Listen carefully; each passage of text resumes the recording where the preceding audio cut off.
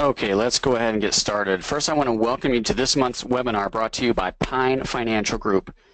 We host these webinars once a month on the first Tuesday of every month. We did skip July because of the holiday, but we're excited to be back at it tonight. Stay current on these webinars and all of our education and networking events on our website. Website is pinefinancialgroup.com. There it is. So stay current at pinefinancialgroup.com. Tonight's webinar is extremely important, and I'm really excited to be presenting this to you. As a real estate investor, you make your money when you buy, so it's important that you have a stream of quality deals. By the end of this webinar, you will have more tools that you could use to find more deals and make more money for you and your family. I want to thank you for joining the webinar and this powerful presentation. I know that there's other things you could be doing right now and tonight, but you chose to be on this webinar with me, and I promise to do the absolute best I can to provide tremendous amount of value. Okay, for those of you that don't know, real quick, Pine Financial is a hard money lender in Minnesota and Colorado. We make loans on houses that need work. You could either fix and flip or fix and hold. Our financing is unique because we offer 100% loan to value, loan to cost, all the money to buy it, all the money to fix it, all the closing costs, everything, up to 70% of the after repaired value. If you are interested in buying a fixer-upper, please give us a call. Number's 303-835-4445, or again, check us out at pinefinancialgroup.com. We can get you approved, and we can provide the loan commitment letters to you to make your offers for free. So before I dive in, I want to mention that I know many of you struggle with your investing, and more importantly, a lot of you are struggling finding deals. I hear this all the time, and I want to share with you that it's not your fault. You're doing the best you can with the information that you have, and the problem is that the information that's out there oftentimes just does not work. You owe it to yourself and your family to learn from people who are in this business and doing this business with no hidden agenda. Pine Financial and the educators that we work with, we don't sell audio programs or home study courses. You didn't pay anything to be on this call tonight. We're not coaches, professional coaches. In fact, we don't coach at all. What we do is provide current and legitimate information through our blog, our newsletter, our classes, our webinars. And again, you can get all of this at our website, pinefinancialgroup.com, so go there. All right, let's go ahead and get started. My name is Kevin Amolsch. I'm the founder of Pine Financial Group. I got started investing at a really young age. I had just turned 21 when I purchased my first house. 2 years later, I bought my second house and kept my first one as a rental. You know, it didn't take long before I figured out that buying houses with nothing down, before I learned how to buy houses with nothing down, I started buying 1 or 2 a month. I did all this while working 30 hours a week and going to school full-time. I learned pretty early on that there's 2 keys to making this business work: finding and funding. Being able to locate the deals to buy and having the strategies and resources to actually close on them is extremely important. And us at Pine Financial, we really focus on the financing side because that's how we make our money. Clearly tonight we're talking not about the financing, we're talking about how to find the deals. I did document much of my success story, and I included steps, the actual steps that I've used, scripts, forms, all of that in my book, The 45-Day Investor. And I know a lot of you have received that book. I released it on the opening weekend for free, and it went to #1 on Amazon. So that was really exciting. It's like $8 now if you did not get your free copy. And you can get that at 45dayinvestor.com. And here we go. Get out your pens because you're going to need to take some notes. What we're going to learn today, we're going to talk about what makes motivated sellers motivated, how to find motivated sellers, and then getting an appointment. And I should say this, go ahead and ask any questions that you have. I think there's a spot on your screen where you could type in questions, and then I'll do my best to keep an eye on that. I'm by myself today, so I'm going to be concentrating on what I'm speaking about, but I'll try to look over every once in a while and see if there's any questions, and I'll do my best to answer all of those tonight. I have a lot of information to give and not a lot of time, and I do want to stop on time because I have other plans tonight. So if I don't get to all of the questions, I'm sorry about that, but I'll do the best that I can. Okay, what makes a motivated seller motivated? What we're doing here is we're looking for the right situation. Oftentimes I hear investors talk about the way they're looking for properties in their farming areas, or they're looking for specific neighborhoods. and some people are extremely successful doing it that way. I would encourage you, especially if you're kind of getting started here, we're not looking for a specific area or a specific type of property.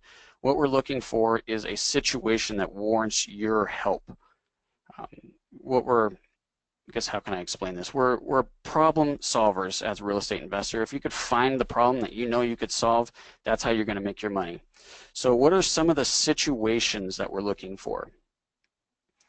Double payments is a big one. If a seller has a property and moved out of it for whatever reason, and now they have a rent or a new mortgage, and they still have the payment on the vacant property, creating a double payment situation, this is a great motivator.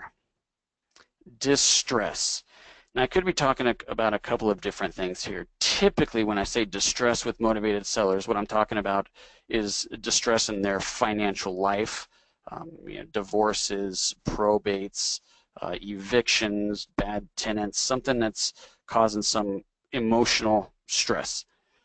Other things that I could be referring to with a distressed comment here is a distressed property. And I guess that kind of goes back to the bad tenants, because a bad tenant will create some emotional distress, and it could be a distress on your property. So if there's a bad situation or a bad property. Probate, I'm going to go into more detail on this a little bit later, but I think this is one of the best ways to find fix and flip properties. I found the best deals and made the most money on my fix and flips when I was focusing on probate. And then other financial pressure. So anything that would cause, again, a financial pressure will create stress, and that in turn will create the motivation. So how do you find them? It's all about the marketing. We got to get our heads out of the MLS, and I know there's probably a lot of real estate agents or realtors on the call tonight. We got to get away from real estate agents and what they're trained and know how to do. We got to go out on our own and do this on our own and find these properties that nobody else knows about. And the only way to do that is to attract them to us. The 3 M's are your market. Who will receive the message? Of anything in marketing, your market is by far the most important piece. You could screw up the other 2 M's, but as long as you have a good market and you're talking to the right people, you will get deals. So you need to pinpoint the best that you can who is going to receive your message. And then, of course, message is the next M. What are you going to tell them? Now, it depends on what you're looking for is what you're going to tell them, and the audience, of course. When I was doing a lot of deals, I was looking more for terms deals, and when I came across a large equity deal, I would buy it, fix it up, and resell it, or I would wholesale it.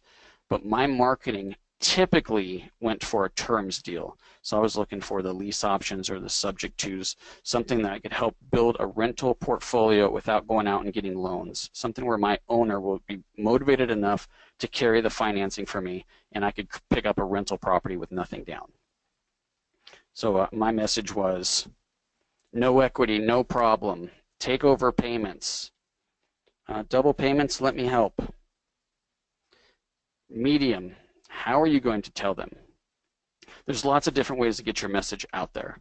We're going to talk a lot about these tonight, but you have things like direct mail, and you have more, which is more of a pinpoint marketing. You could pinpoint exactly who you want to see the message. And then there's some shotgun approaches like billboards and signs and advertising on radio and TV.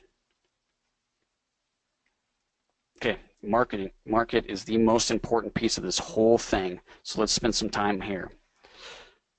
Probate, I'm going to put this in order of what I've had success with. Okay, so I like the probate the best. And let me paint this picture for you. There's an elderly person that is, let's say, just passed. And they have 3 kids. And the unfortunate thing is all 3 kids now live in different states, and the property happens to be here in Colorado where I am. And they're spread across the country, 3 different states.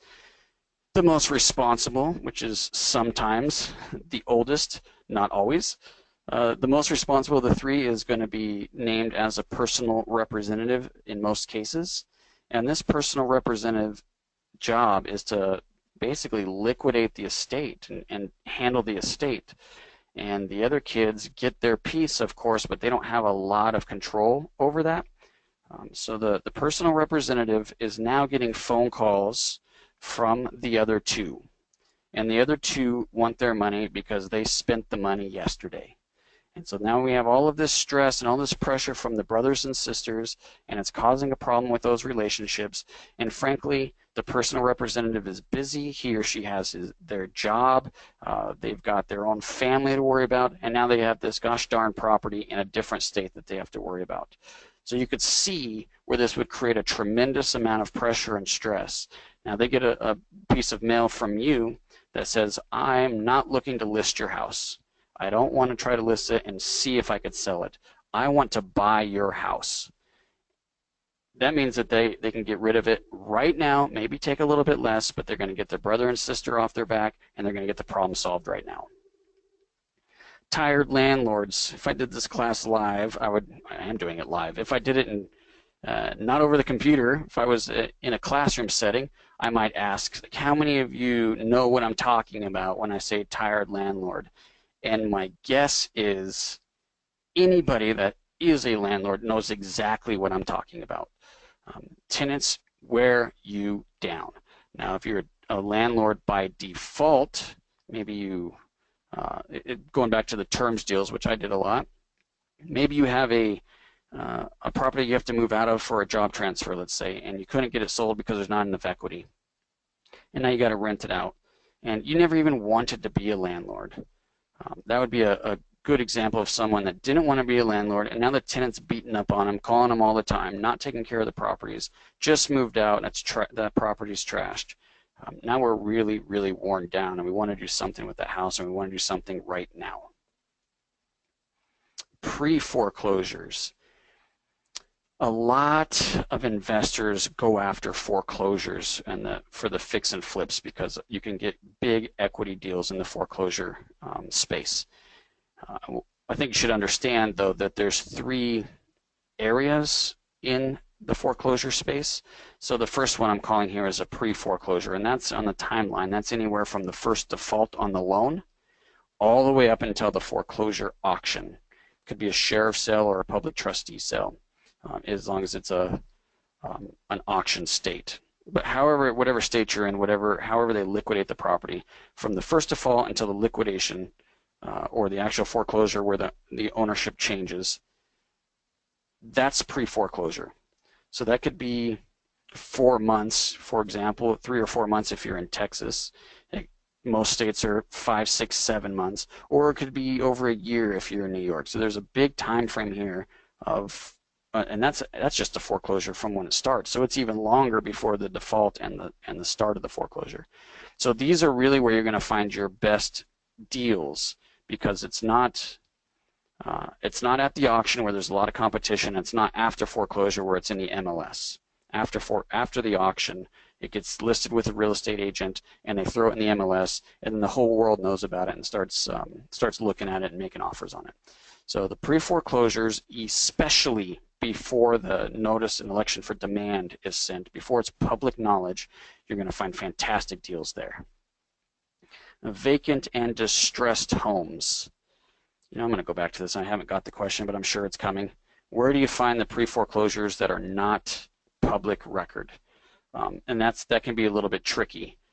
You got to find people that are in the financial problems, and there's several ways that we'll talk about how you find those, but they're in a financial problem and they're heading into the foreclosure, and that's how you market to them. It's not a pre-foreclosure list that you could buy or anything like that. It's signs and direct mail. So that's how you do it. Vacant distressed homes. I found these deals when I was driving for dollars. So I would pick neighborhoods that were close to my home just because they were close to my home, and I would drive around and I would try to find different situations that would warrant me contacting them. So if I found a property where I see a lot of newspapers on the front porch, which no one gets newspapers anymore, so you might not find that. But you might find boarded up windows, long grass, any other signs of distress and vacancy, then I would stop and I would put some marketing on the door, write down the address, and I would later go try to find the owner and contact the owner directly. So if you could find vacant homes and then track down the owner, that's a good way to do it as well. Out-of-state owners, I like this one primarily because the lists are super easy to get. What we're looking for here is a property in one state where the tax bill gets sent to another state. So all that says is that the owner of the property is not living in the same area as the property. And that's a good list because I own property out of state, and I can tell you owning out of state properties does cause some stress. Not that property managers aren't good or anything, but sometimes you get not so good property managers. Okay, other financial hardships. Again, I mentioned divorces. I've had some success with divorces, and what else could cause financial stress? A job transfer, a job change. How about a layoff or someone getting fired from a job? Any of that. Interest rates going up. That might be a hot topic here soon. And people have adjustable rate loans and credit cards and all these stuff that will increase when the rates go up. Okay, what's the message? I'm not going to go into detail about what a message, a specific detail about what a message is, because we're all going after different types of deals. What I am going to share with you is what your message should include if you can include it in the message. So the first one is you need to grab their attention. Obviously, that's the most important, because if they're not looking at your marketing, they're not going to read your marketing, and then they're not going to call you. So we need to grab their attention. If you can, you want to build credibility. I do this on my marketing, and you might see it on my website. If you go to pinefinancialgroup.com, you'll see testimonials on the right-hand side, and it just kind of rotates through a bunch of testimonials that we got. If you come into the office, everything's marketing, right? You come into the office, and we have a big board of all these thank you notes and people that we've helped and people that that enjoy doing business with us. So there's like a credibility board. On my postcard, there's testimonials.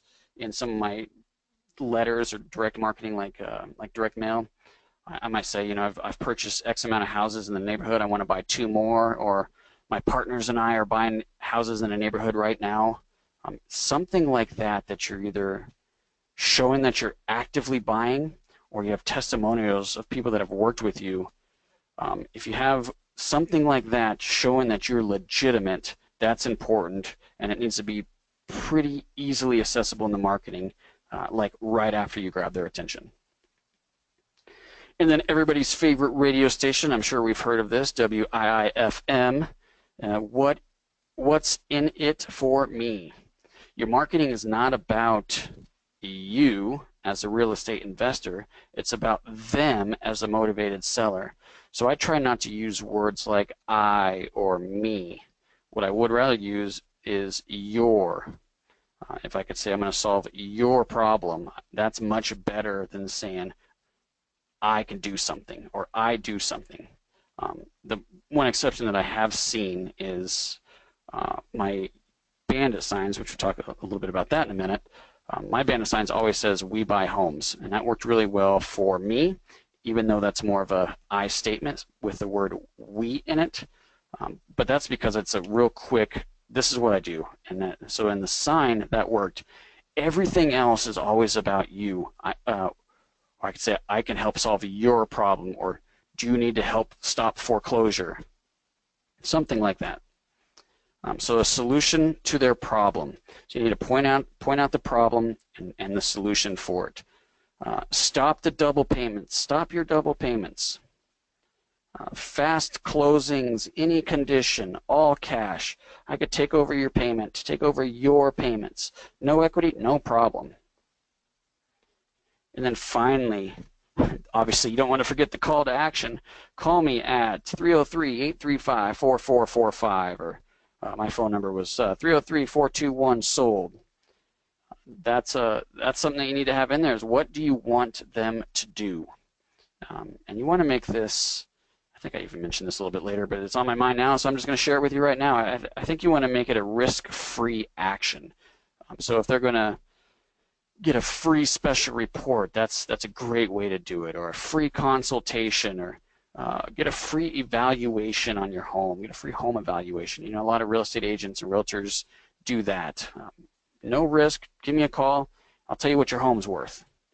So you don't want to make it hard for them to want to call you. Okay, I'm going super fast here. Hope everyone's keeping up with me. Medium. And this again is an order that I would like to see you do it, knowing that I want you to be successful. This is what I want you to do. And it's a tougher ones are first, and the reason for that is because nobody's doing door knocks, or very few, and the people that are cleaning house. I mean, I've never hear someone complaining about not finding deals if they're out there knocking on doors and talking to people. And I just don't hear it. If you want to have an instant lead, find the lead and go knock on their door. When you do that, don't wear an Armani suit. And if you have a really nice or a really crappy car, park down the street a little bit so they don't get intimidated by your car. You want to dress in like business casual. You want to relate to them, and you want to go knock, smile on your face, be real nice. Look, I saw that you have recently gone into foreclosure. I'm in the neighborhood working. I just wanted to come introduce myself and see, you know, maybe there's something I could do to help, or maybe we could work together and find a solution that's a good win-win solution. And just put it out there. It works extremely, extremely well. Direct phone calls.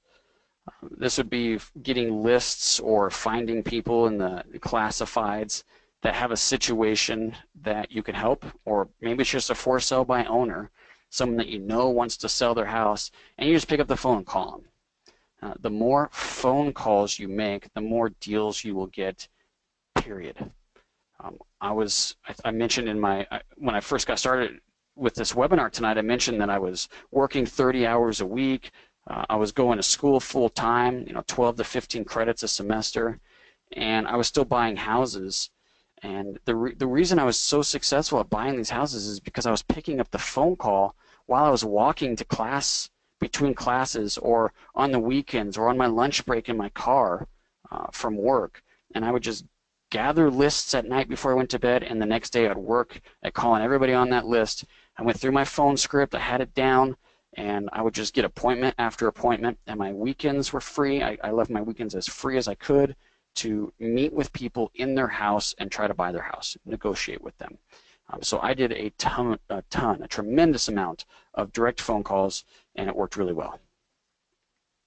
Direct mail, I love this one, and as you get better and better and do more and more deals, my guess is you're going to stop door knocking and stop making phone calls, because frankly those take a lot of time. And if you're sending out 1,000 or 2,000 pieces of mail a week, let's say, I got some investor clients that are doing that, you're not going to have time to go out and knock on doors, because you're going to be dealing with so many leads as it is with just your one piece of marketing, which is direct mail.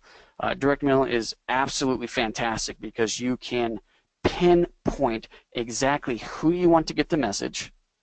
You have plenty of space to get your message out there.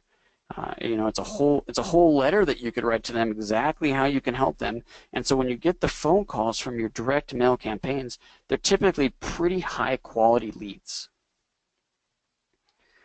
Bandit signs, I love these too. I mean, I gotta say, they're calling bandit signs because there's some question on if they're legal or not.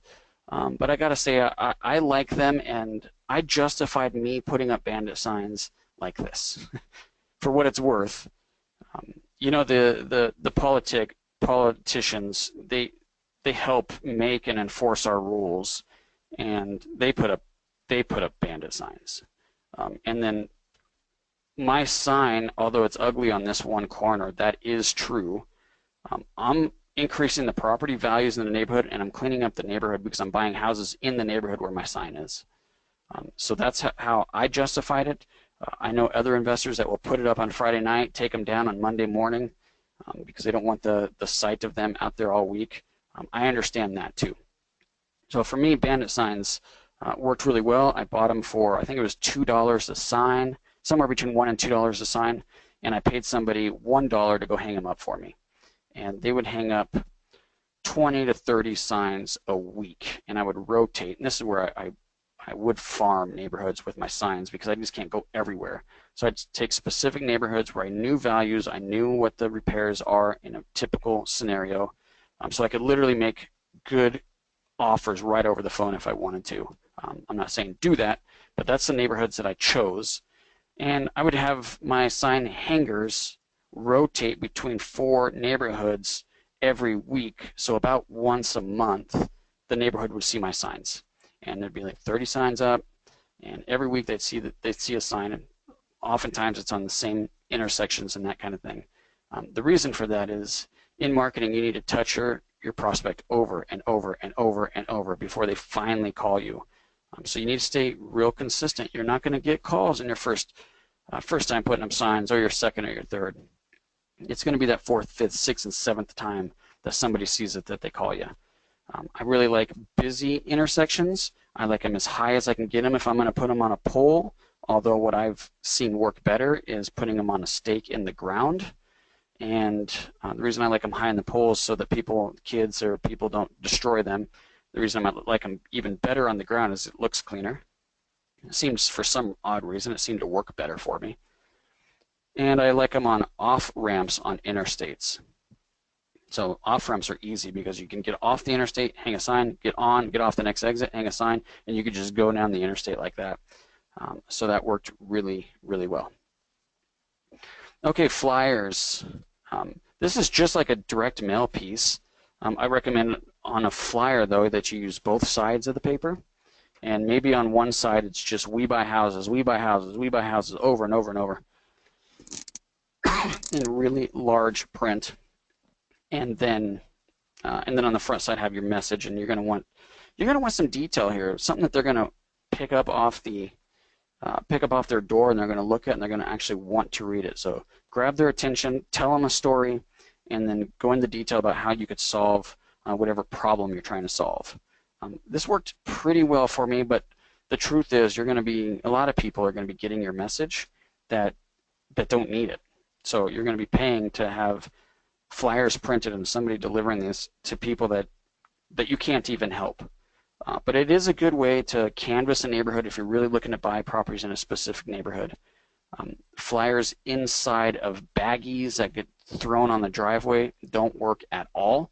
It's not worth anything, so I wouldn't pay for that. Those bags of flyers literally get thrown away, I swear, 100% of the time. People don't pull flyers out of bags to read them. They just throw the whole bag away. So I think you need to have your flyer be the only one and on the door, not on a mailbox, on the door. And you could get this done by hiring companies, although I highly recommend Girl Scouts and Boy Scouts.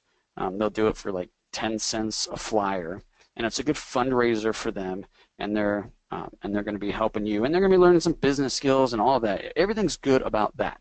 So Boy Scouts and Girl Scouts, $10 a flyer, and you can canvass a neighborhood.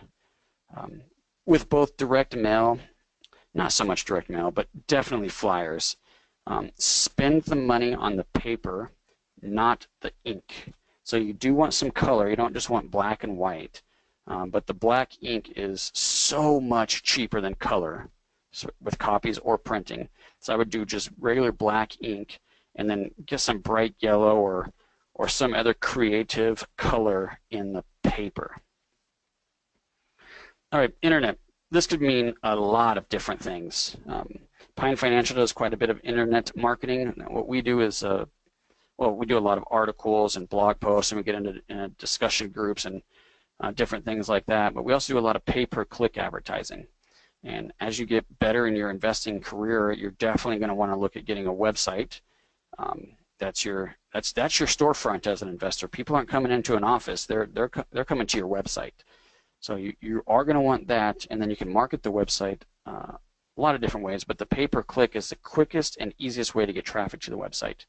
And the way that works is through Bing or Yahoo or Google, and then you could do LinkedIn and Facebook. All of these places where people go or people use, they will charge you a fee every time someone clicks on your ad. I like the search engine pay-per-click the best because somebody is searching for a specific problem that you could help them with. So I'll give you an example. Let's say you're looking for pre-foreclosures, and I told you that if the actual foreclosure hasn't started, if they're just behind on their payments, that nobody else knows about it because it's not public record yet. But somebody might go on their website and say, how to stop foreclosure as a keyword. I know it says keyword, but it's key, I guess it should be keywords. How to stop foreclosure, and they type it right into Google, and then you pay somebody 15 bucks or 20 or whatever. That's probably a pretty expensive keyword. Let's say it's $20.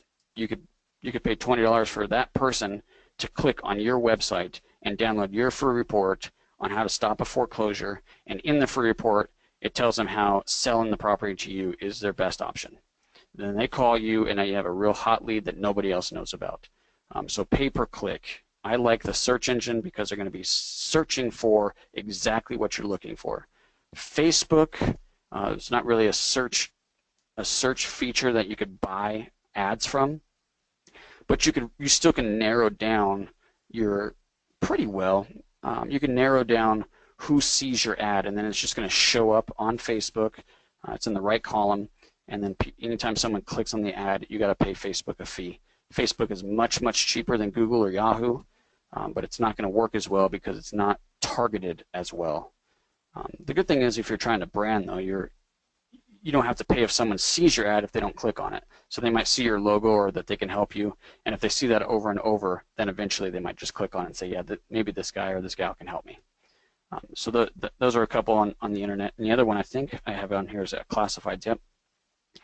So we're not doing too much classified in newspapers or magazines anymore, but there's a ton of internet classifieds. So that's probably all should be in one category. But definitely Craigslist, because Craigslist is free and it generates a lot of traffic too. Get on there and post in those discussion groups. Groups on Facebook are great, and LinkedIn, all those are good. But just posting an ad that we buy houses, we're looking for this house in this neighborhood. If you're in foreclosure, call me, and your phone number.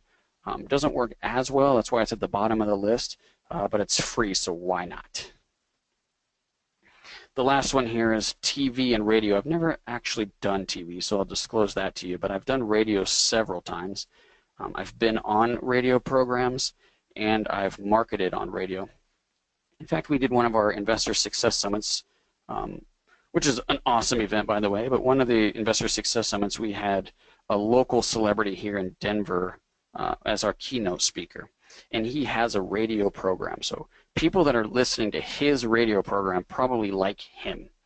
So we chose to market on his program that he's going to be our keynote speaker at this awesome event that I think at the time cost 10 bucks, and it's a full day event of education, and this guy is going to be presenting, and you like him because you're listening to it, and oh, by the way, the ad was read and produced by the celebrity.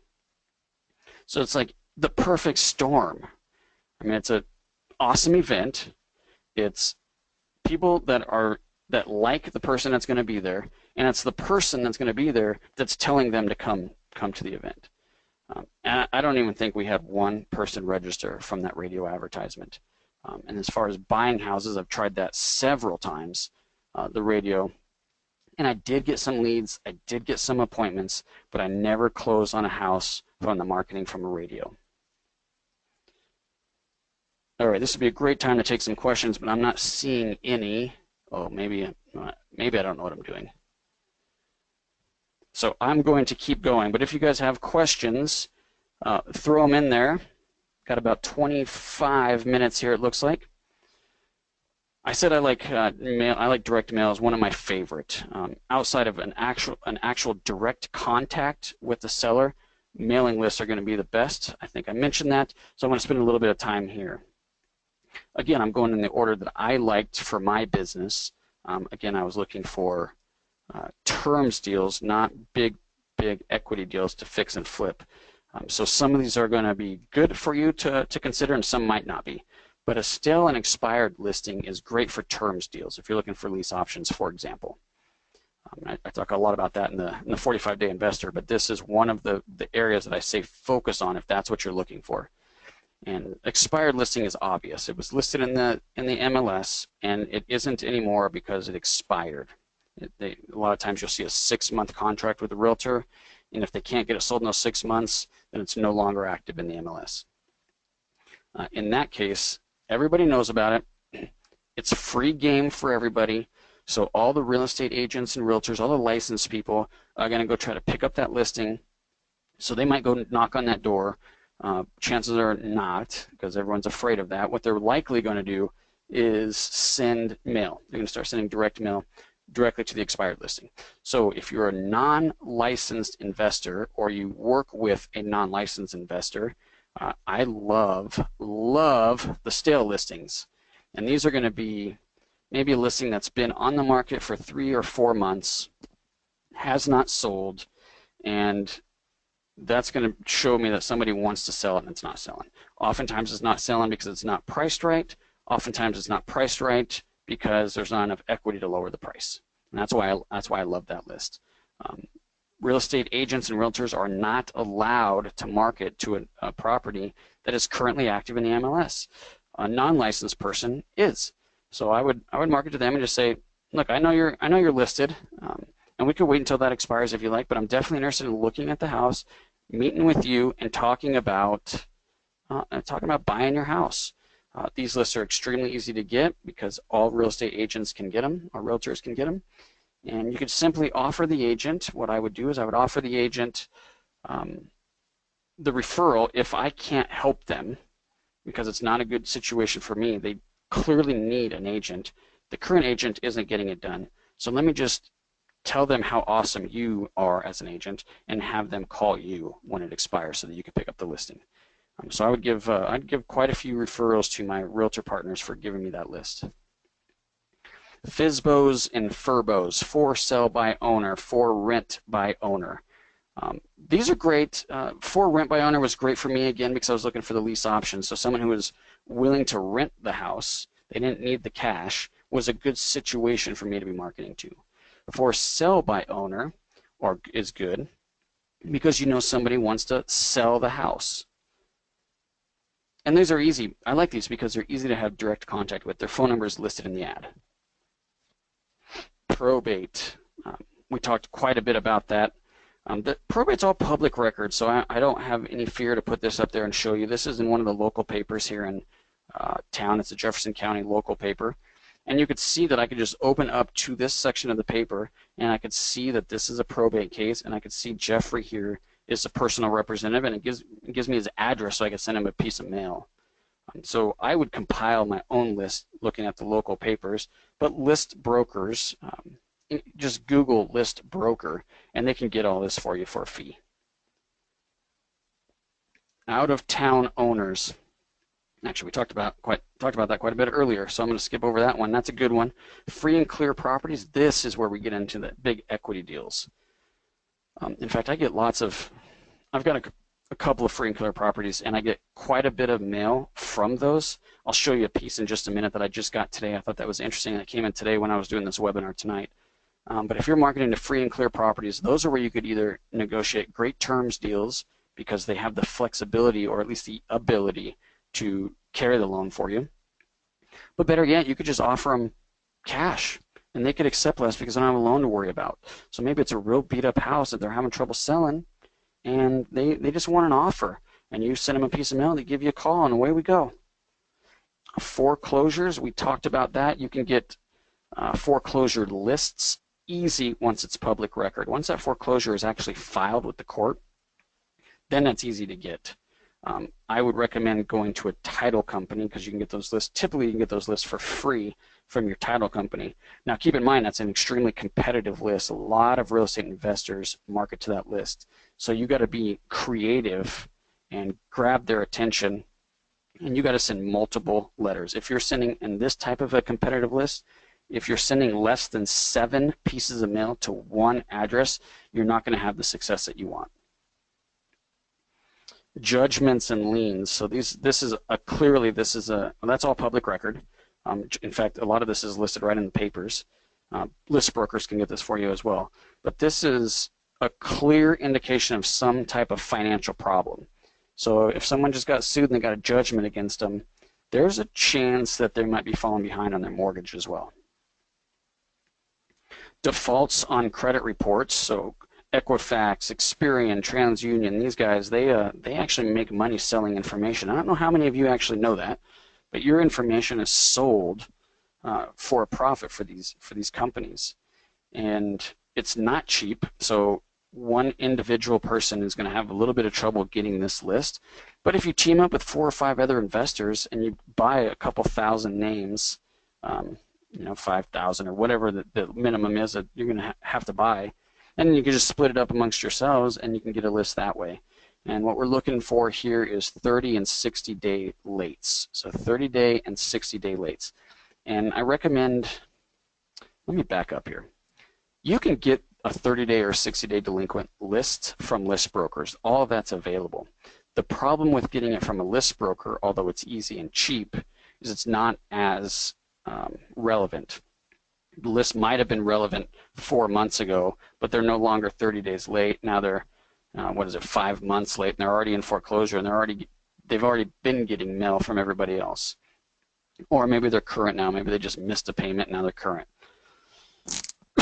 So if you can buy it directly from the credit bureau because it's going to be current, and then mail to it immediately, as a fallback, you might consider buying a 30 or 60-day late list from a broker.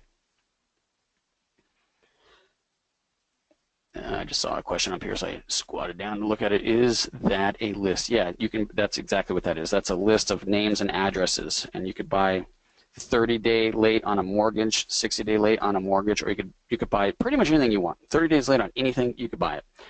I would focus on the mortgages though, so maybe a 60-day delinquent list on mortgages, and buy that list. Divorce, again, this is all public record. All of this stuff, except for still unexpired listings and the FSBOs and FRBOs, all this other stuff you could get from list brokers. Out-of-town owners you can get directly from the county, so that'd be a little cheaper for you. It'll come on a CD most likely.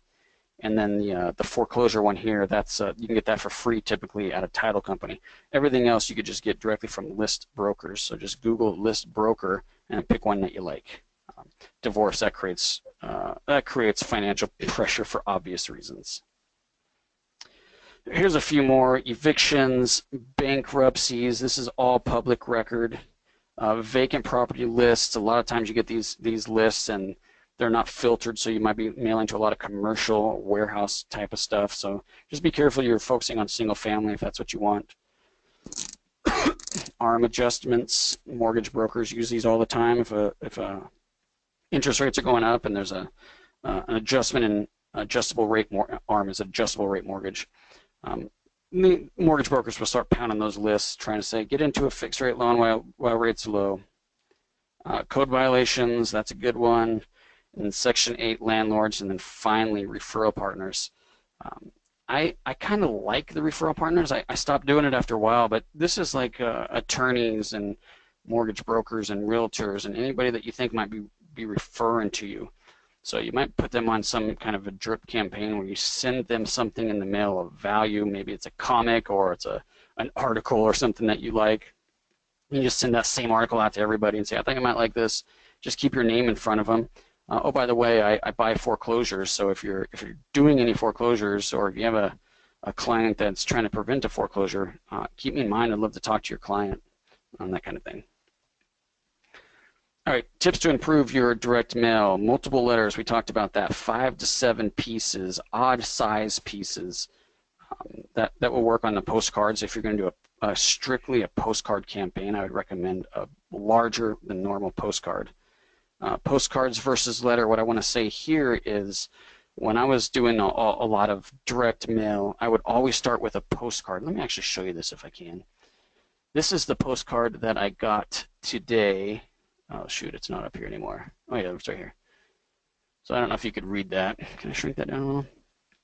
So this is the one that I got today. So this is just a yellow postcard, black ink, and it just says, do you have a house for sale? Buy it as is, all cash, fast and easy, fair price. Close when you want. See, this is actually a pretty good piece of marketing here, because it's not, well, it says I buy houses, but I mean it's really focusing on you. Close when you want. So this is a good one. I would do something similar to this, not expecting any calls, but it's cheap to print, it's cheap to send because the postage is so much less. I would definitely put my return address on it, and when you start getting the mail back from your mailing, you'll get little yellow stickers on a bunch of them. They'll say forwarding address expired or vacant house, or here's I think those are the two. So forwarding out address expired, here's the new permanent address, or it's a vacant property. So I take the vacant ones out, set them aside because I'm going to definitely try to find the owners of those. I'm going to clean up my list with any that couldn't be delivered or I got new addresses from, and then I could start sending my direct mail, my letters. That's going to cost me a little bit more, more in printing, more in postage, more in actually stuffing envelopes, all of that. So I like to use a postcard only for the first one, and then I do a campaign of letters after that.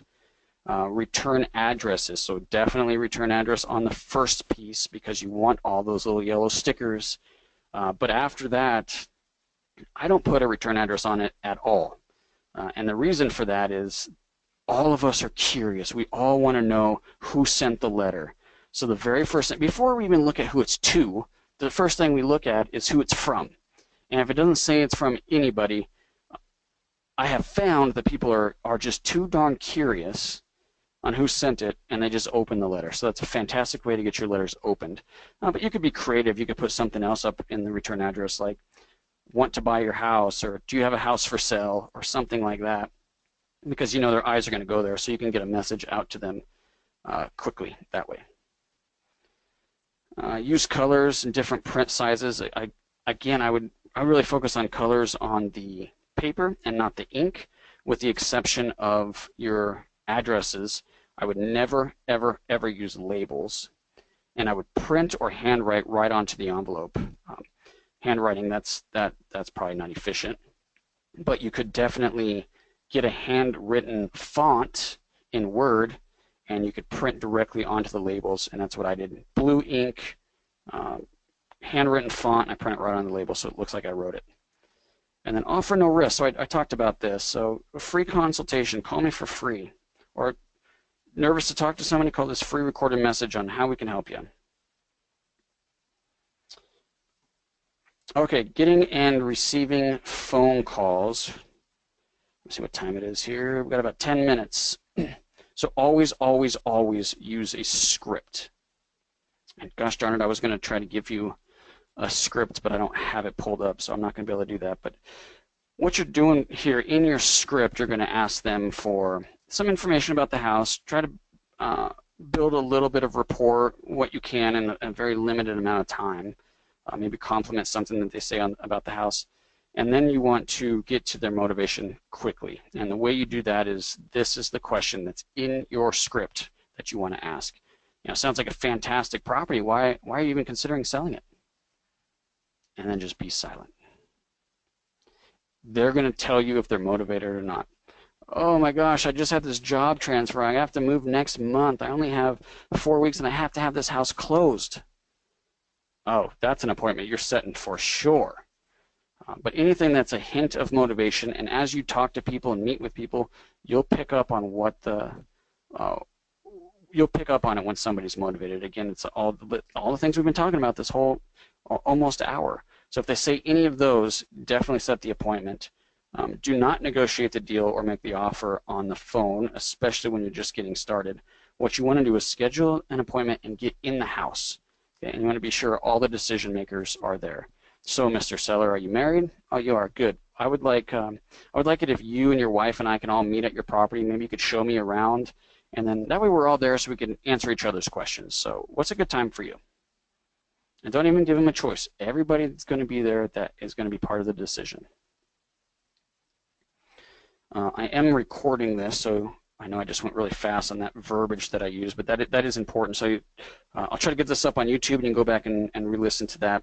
That's how you want to make sure everybody is at the property. So track and tweet. This is kind of cool. So I want to show you this. It's extremely important in your marketing to know what's working, what's not, what it's costing you, all of that. As a real estate investor, it's pretty darn easy because we don't get a ton of phone calls. As you grow, you'll get more and more, but it's not so much that you can't track where the calls are coming from. And so the way you should do this, or the way that I have done this, is I'd get a whiteboard, dry erase, put it right by my phone.